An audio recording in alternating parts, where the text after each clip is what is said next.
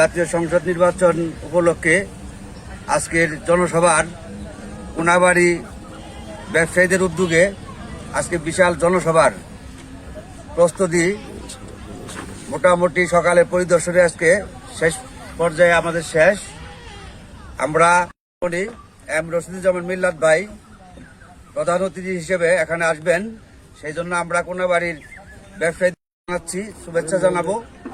পাশাপাশি এই এলাকার গাজীপুরের 1 আসনের এমপি মহোদয় এবং 2 আসনের এমপি আমাদের গাজীপুর মহানগরের সম্মানিত সভাপতি শওকত হোসেন সরকার সহ সবাই মিলে আজকে আমাদের জনসভায় উপস্থিত হবেন। সেই জন্য আমরা সর্বোচ্চ প্রস্তুতি গ্রহণ করেছি।